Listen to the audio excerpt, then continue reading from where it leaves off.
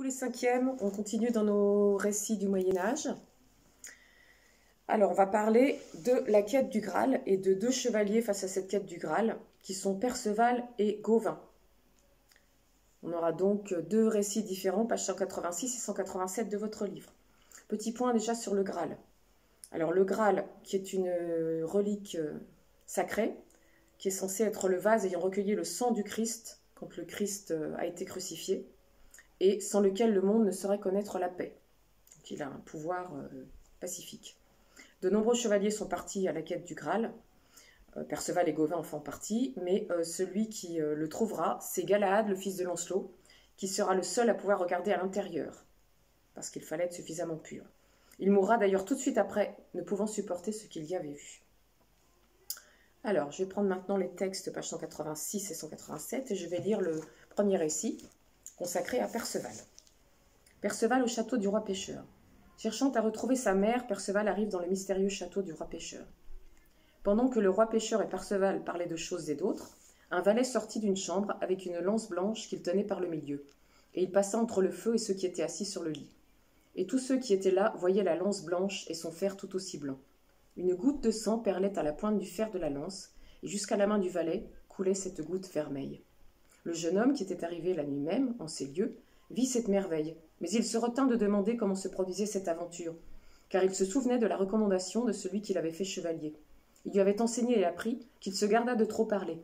Aussi craignait-il que, s'il posait une question, on la prit pour une grossièreté. C'est pourquoi il ne posa pas de question. Alors survinrent deux autres valets qui tenaient entre leurs mains des chandeliers d'or fin, incrustés de niel.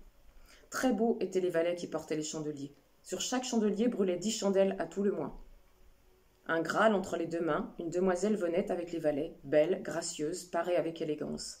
Quand elle fut entrée dans la salle avec le Graal qu'elle tenait, une si grande clarté se répandit que les chandelles en perdirent leur éclat, comme les étoiles ou la lune quand le soleil se lève.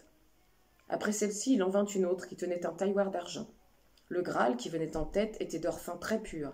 Des pierres précieuses étaient enchâssées dans le Graal, des pierres de toutes sortes, les plus riches et les plus rares qui soient dans les mers et sur terre. Toutes les autres pierres étaient dépassées par celles du Graal, sans aucun doute. Tout comme passa la lance, ils passèrent devant le lit, et ils allèrent d'une chambre dans une autre. Et le jeune homme les vit passer sans qu'il osât demander au sujet du Graal à qui on le servait, car il gardait en son cœur la recommandation du sage Gornement. Je crains que ce ne soit fâcheux, car j'ai entendu affirmer qu'on peut aussi bien trop se taire que trop parler à l'occasion. Le deuxième texte, page 187, sur Gauvin cette fois-ci. Gauvin au château du roi pêcheur. Gauvin arrive à son tour au château du roi pêcheur, conduit par la demoiselle hideuse, une jeune fille extrêmement laide. Les tables furent préparées pour le dîner. On apporta des chandeliers qui illuminèrent la salle. Les autres convives s'approchèrent, et l'eau chaude pour se laver les mains fut servie dans des bassins d'or. Le roi pêcheur, Gauvin et les convives s'étaient assis à table pour manger, quand ils virent sortir d'une chambre un très beau jeune homme, tenant une lance étincelante. De la pointe jaillissaient des gouttes de sang. Elle passa devant monseigneur Gauvin. Celui-ci la fixa un moment, puis se tourna vers son hôte. « Seigneur, je viens de voir cette lance dont le fer saigne. D'où vient ce sang et pourquoi coule-t-il sans cesse? Voilà ce que je suis venu chercher ici. Dites-moi, je vous prie, la vérité sur ce prodige. » « Mon cher ami, aucun homme jusqu'ici n'a osé demander cela, mais je vous le dirai sans rien vous cacher. C'est cette lance qui a frappé le coup douloureux dont je suis resté infirme. À cause de cette blessure, de grands malheurs se sont abattus sur ce royaume. Je ne puis le gouverner et il est devenu une terre gaste. Cette lance si dangereuse aurait pu frapper un jour le royaume de l'ogre, où règne le bon roi Arthur.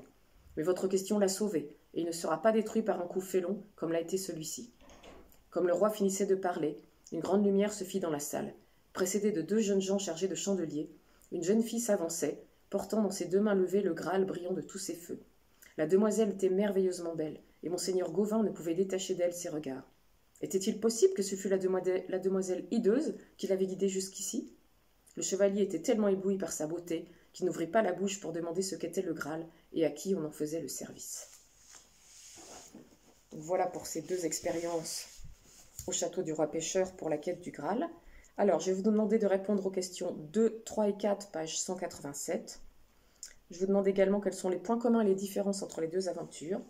Et enfin, de relever une proposition subordonnée relative dans le premier paragraphe de chacun des textes.